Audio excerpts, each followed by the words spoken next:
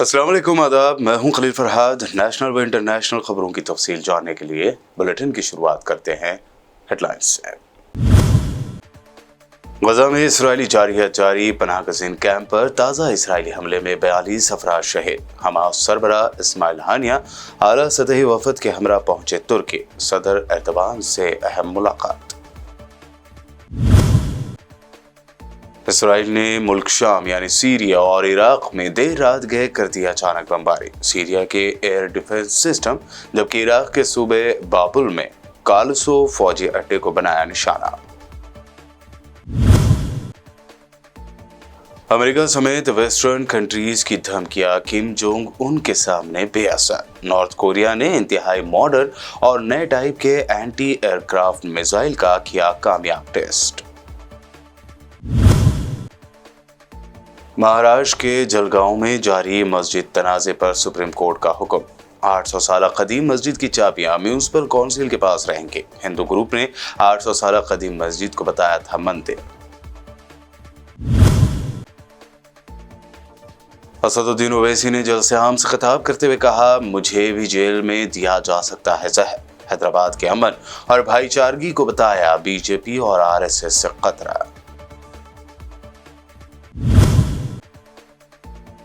और बिहार में तेजस्वी यादव के साथ राहुल गांधी ने शेयर किया स्टेज। बीजेपी को 150 ही सीटें मिलने का फिर किया दावा। आरएसएस और बीजेपी पर भी की जमकर तनकीद। ये हेडलाइंस बढ़ते हैं खबरों की तफसील की जानिब। मकबूजा फ़लस्तीन के महसूर इलाके गजा में 7 अक्टूबर 2023 से जारी इसराइली जारहियत के नतीजे में शहीद होने वालों की तादाद 34,000 से ज़्यादा हो गई है। अल जजीरा और फ़लस्तीनी वज़ारत सेहत के मुताबिक इसराइली हमलों में कम अज़ कम 34,012 फ़लस्तीनी शहीद और करीब 77,000 फ़लस्तीनी ज़ख्मी हो चुके हैं। गजा की वज़ारत सेहत के मुताबिक गुज़िश्ता 24 घंटों के दौरान इसराइली हमलों की जद में आकर 42 अफराद शहीद और 63 ज़ख्मी हुए। अल जज़ीरा के नुमाइंदे के मुताबिक इसराइली फोर्सेज ने मकबूजा मगरबी किनारे के तूल क्रम में नूर शम्स पनाह गजीन कैंप पर दूसरे रोज भी छापा मार कार्रवाई जारी रखी, जिसमें एक नौजवान समेत कम अज़ कम 5 फ़लस्तीनी जापाक हुए। वहीं एक और ज़राए के मुताबिक एक ऑपरेशन के दौरान अल क़स्साम ब्रिगेड के इलाकाई कमांडर समेत 3 अफराद भी शहीद हुए हैं।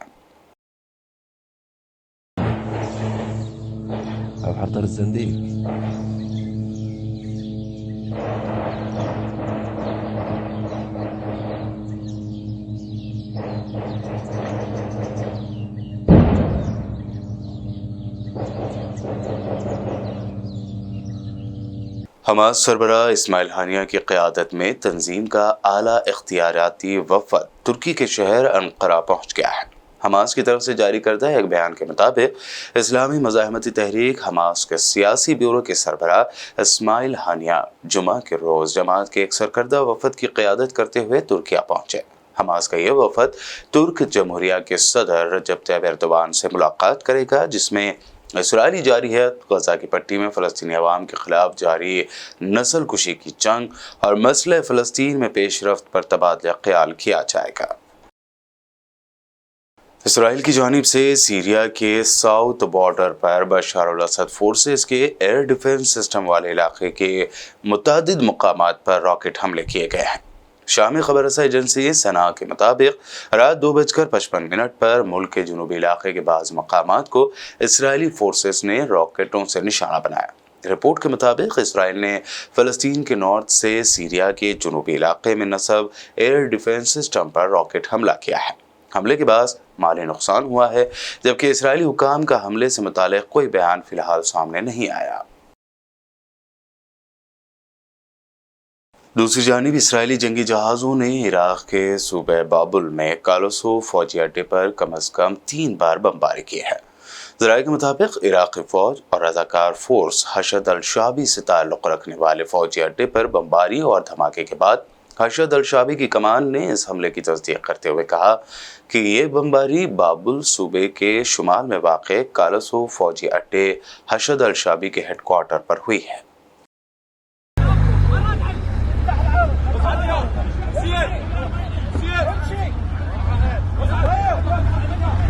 الضربة هنا صارت هذه ضربة طيب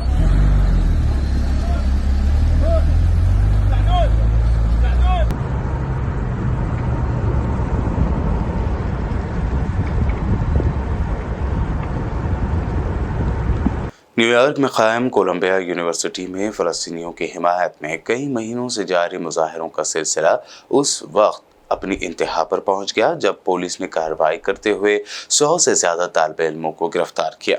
यूनिवर्सिटी के तालिब इल्म 7 अक्टूबर को हमास के हमले के जवाब में गजा पर इसराइली फौजी कार्रवाइयों के खिलाफ महीनों से एहतजाज कर रहे थे। इन गिरफ्तारियों की इजाज़त यूनिवर्सिटी की सदर न्यामत मेनोश शफीक ने दी थी। इससे एक दिन पहले उन्होंने अमेरिकी नुमाइंदगान की समाअत में कोलंबिया यूनिवर्सिटी में सिहूनियत मुखालिफ तहरीक से निपटने में यूनिवर्सिटी के रद्दअमल पर अपनी गवाही भी दी थी।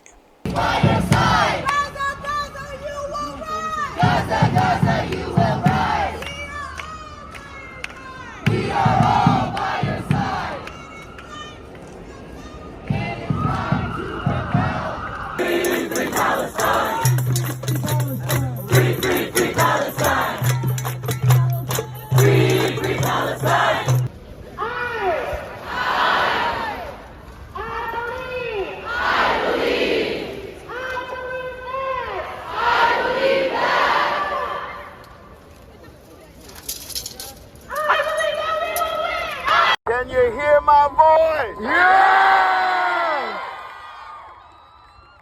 I first want to say that I stand here in solidarity with each and every one of you. Yeah!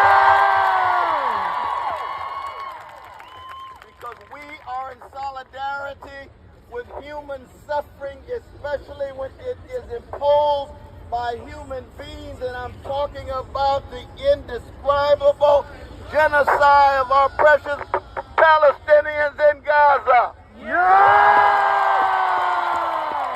उधर दुनिया के मुख्तलिफ मुल्कों में भी अवाम ने फ़लस्तीन के मजलूम अवाम की हिमायत में मुजाहरा करके गजा में फौरी जंगबंदी का मुतालबा किया है। रियासत पेंसिल्वानिया के शहर स्क्रैटन में भी मुजाहिरीन ने जो फ़लस्तीनी परचम उठाए हुए थे, इस शहर के कल्चरल सेंटर के रास्ते में अमेरिकी सदर जो बाइडन की गाड़ी रोककर फ़लस्तीन को आज़ाद करो के नारे लगाए। अमेरिकी रियासत न्यू जर्सी में भी यहूदी शहरियों ने ही फ़लस्तीनी परचम नस्ब किए, जिन पर गजा में इसराइल की जारह फ़ौज के हाथों शहीद होने वाले बाज़ बच्चों के नाम लिखे हुए थे। दूसरी तरफ फ़लस्तीन के हामी कारकुनों ने टोरंटो में रेलवे ट्रैक ब्लॉक करके कनाडा से इसराइल को हथियारों की सप्लाई बंद करने की दरख्वास्त की। टोरंटो में कैनेडियन कारकुनों ने इसराइल को हथियारों की तरसील पर फौरी पाबंदी का मुतालबा करने के लिए कनाडा अमेरिका रेल लाइन को 6 घंटे से ज़्यादा के लिए ब्लॉक कर दिया।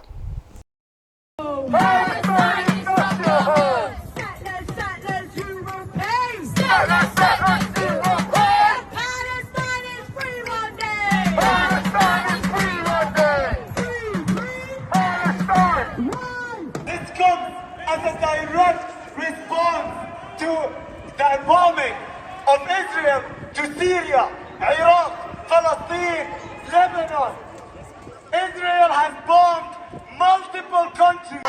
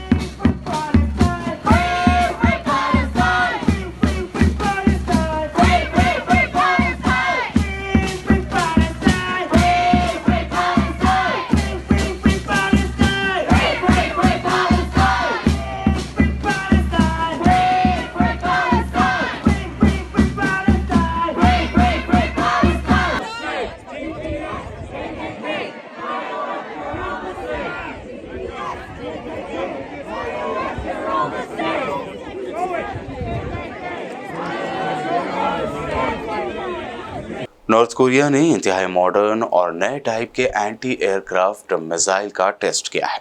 शुमाली कोरिया की सरकारी खबर रसाई एजेंसी के मुताबिक मुल्क के मिसाइल बनाने वाले इदारे ने गैर मामूली तौर पर बड़े और ताकतवर वॉरहेड का टेस्ट किया है। ये वॉरहेड जदीद तरीन स्ट्रैटेजिक क्रूज मिसाइल ले जाने की सलाहियत रखता है। रिपोर्ट के मुताबिक शुमाली कोरिया की जानिब से नई किस्म के एंटी एयरक्राफ्ट मिसाइल का तजुर्बा भी किया गया है। शुमाली कोरिया के हुक्काम का कहना है कि तजुर्बे से मुतय्यन अहदाफ हासिल कर लिए गए हैं, ताहम उन्होंने इन टारगेट्स की तफसील नहीं बताई।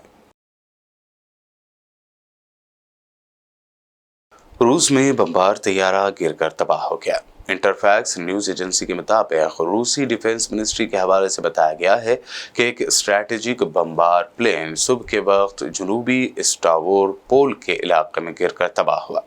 मिनिस्ट्री ने ऐलान किया कि बमबार के 4 पायलटों ने छलांग लगा दी, जिनमें से 3 को बचा लिया गया था और चौथे पायलट की तलाश जारी है। बताया गया है कि हादसा टेक्निकल प्रॉब्लम्स की वजह से पेश आया।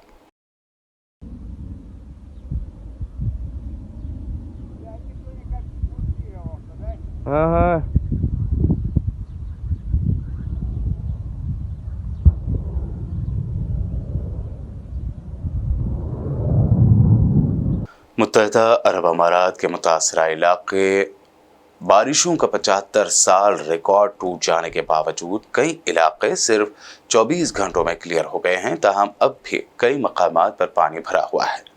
तफसीलात के मुताबिक मुत्तहिदा अरब अमारात को 2 रोज़ पहले 75 साल के दौरान सबसे ज़्यादा और तूफ़ानी बारिशों का सामना करना पड़ा। तूफ़ानी बारिशों की वजह से मुत्तहिदा अरब अमारात भर में शदीद सैलाबी सूरत हाल पैदा हुई और निज़ाम ज़िंदगी दरहम बरहम हो गया।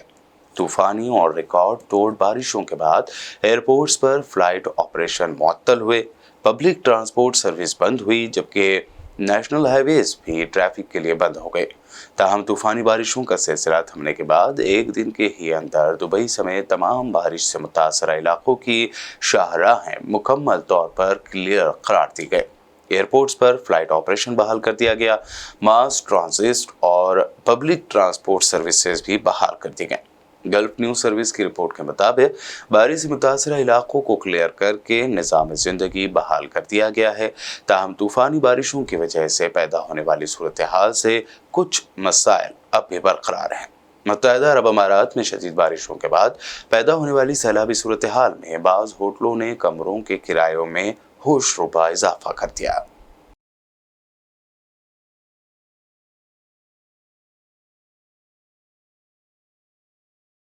वर्ल्ड न्यूज़ में वक्त हुआ है एक शॉर्ट ब्रेक का। जल्द लौटेंगे और देखेंगे मज़ीद अहम खबरें।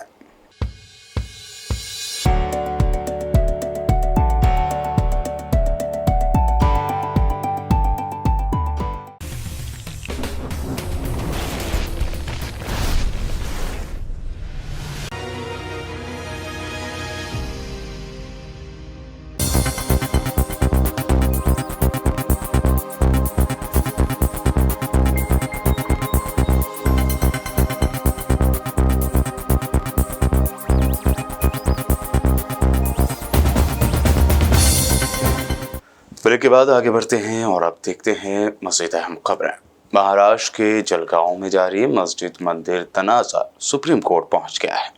सुप्रीम कोर्ट ने हुक्म दिया है कि जलगांव के एरंडोल तालुके में वाक़े 800 साल पुरानी जुमा मस्जिद की चाबियां म्यूनिसिपल काउंसिल के पास रहेंगे।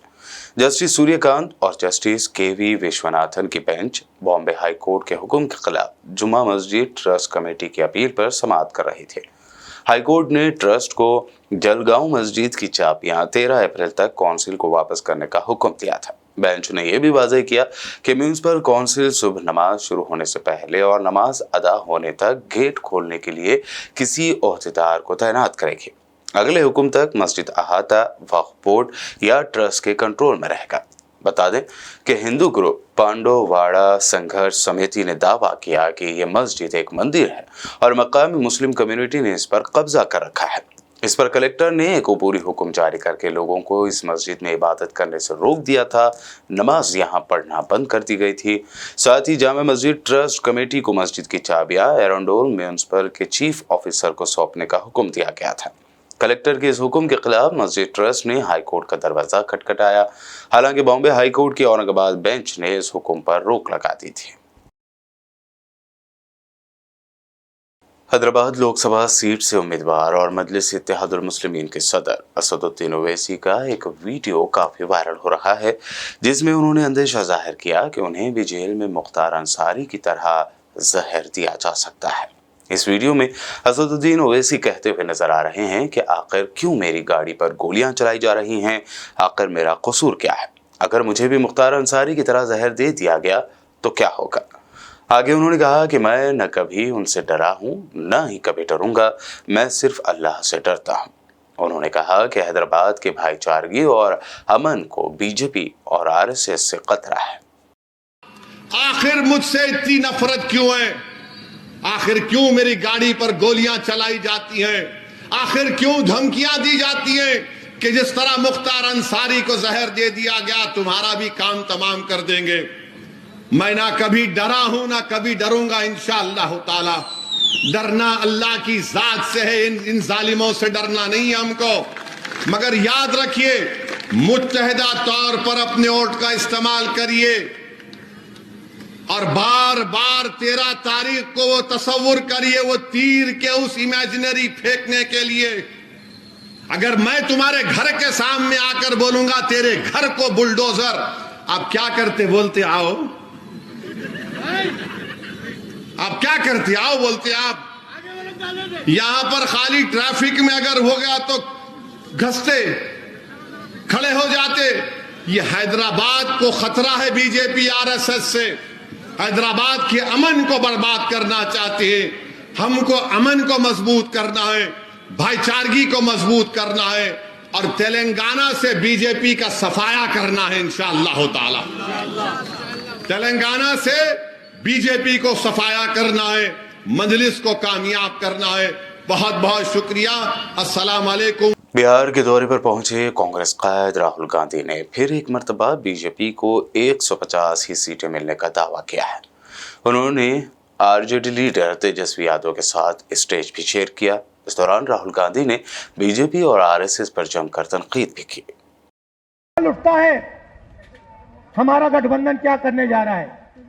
देखिए, ये जो बीजेपी के लोग बोल रहे हैं कि इतनी सीटें आएंगी उतनी सीटें आएंगी, मैं सीधा बता देता हूं आपको, इनको 150 से ज्यादा नहीं मिलने वाली है। ये जो भी कहना चाहे कह लो, 150 से एक ज्यादा नहीं आने वाली। चुनाव है और एक तरफ गठबंधन कांग्रेस पार्टी, आरजेडी और इंडिया गठबंधन, और दूसरी तरफ आरएसएस, बीजेपी और हिंदुस्तान के 3-4 अरबपति। देखिए, ये जो चुनाव है ये संविधान को बचाने का चुनाव है। आरएसएस के लोग, बीजेपी के लोग संविधान को खत्म करने की कोशिश कर रहे हैं, लोकतंत्र को खत्म करने की कोशिश कर रहे हैं, और इंडिया गठबंधन लोकतंत्र को और संविधान को बचाने की कोशिश कर रहा है। आज तक हिंदुस्तान के गरीब लोगों को जो मिला है, दलितों को, पिछड़ों को, आदिवासियों को जो मिला है वो संविधान से मिला है।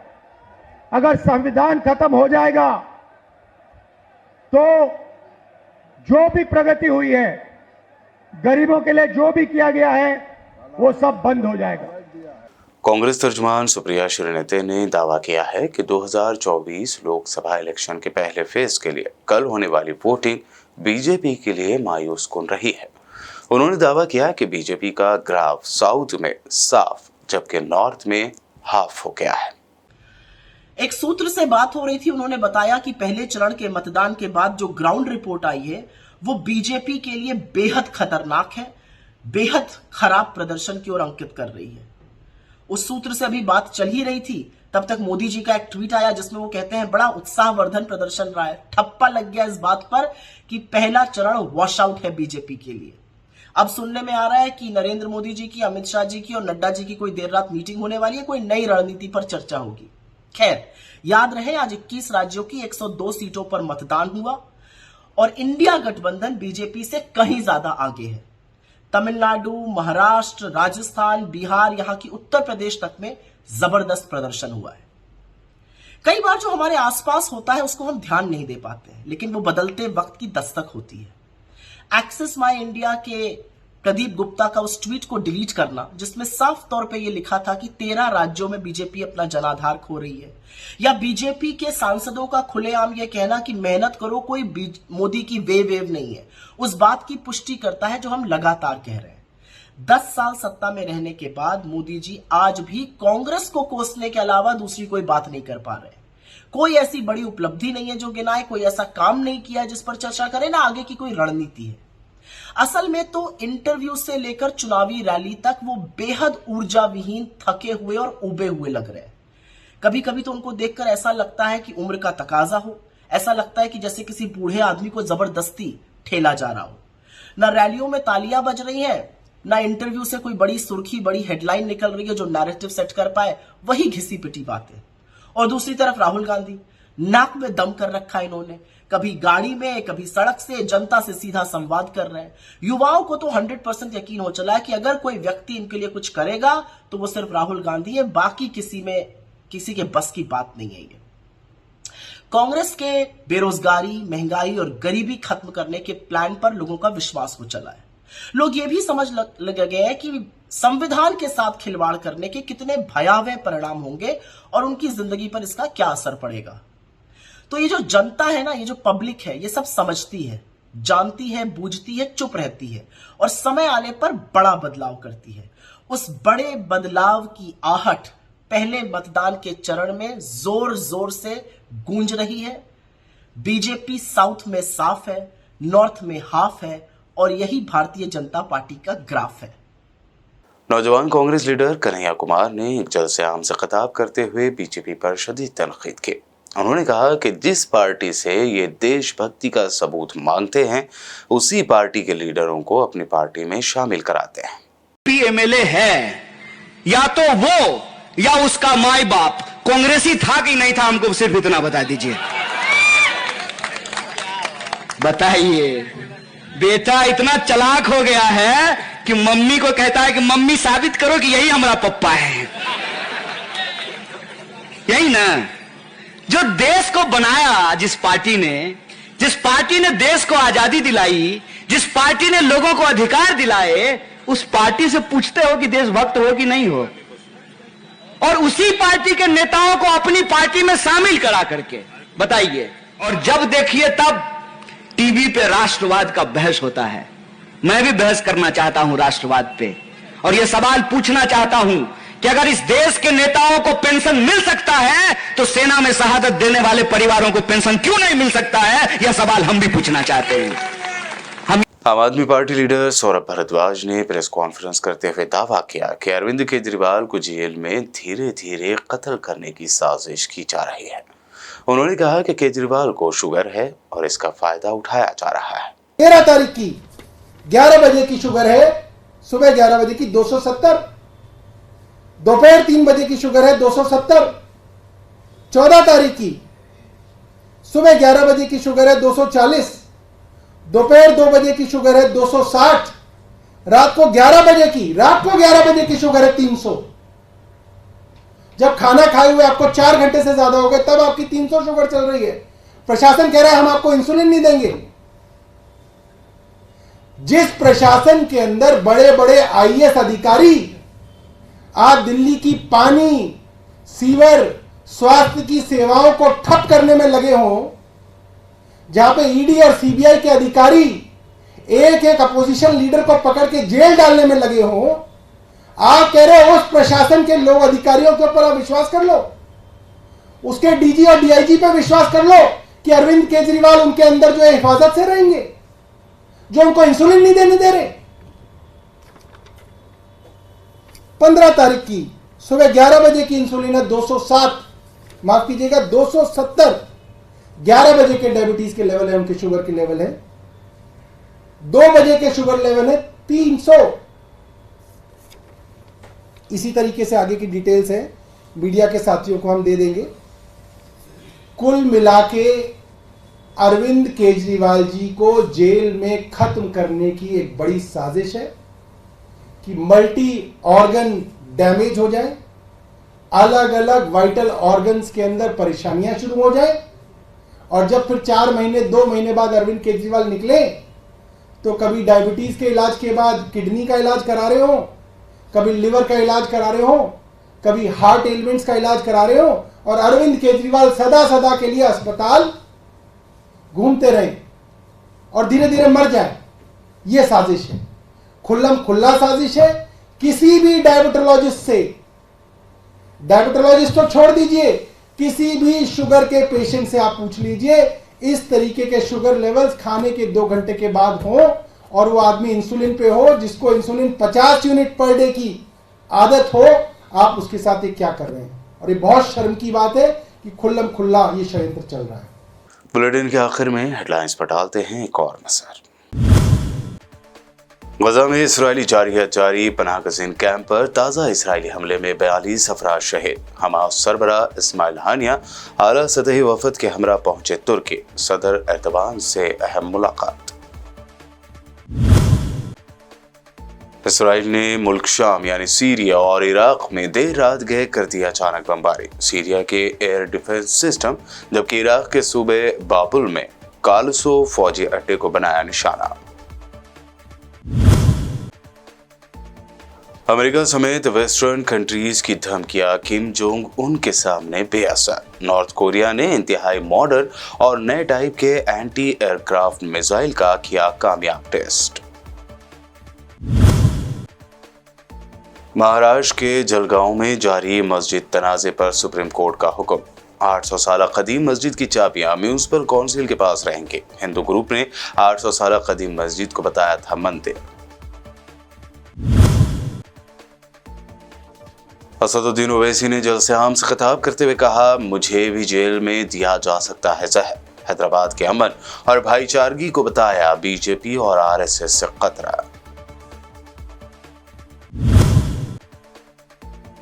और बिहार में तेजस्वी यादव के साथ राहुल गांधी ने शेयर किया स्टेज। बीजेपी को 150 ही सीटें मिलने का फिर किया दावा। आरएसएस और बीजेपी पर भी की जमकर तनकीद। वर्ल्ड न्यूज में अभी आपने देखी अब तक की अहम नेशनल व इंटरनेशनल न्यूज। मज़ीद ताज़ा तरीन अपडेट्स और दिलचस्प प्रोग्राम्स के लिए देखते रहिए पीपीएन चैनल।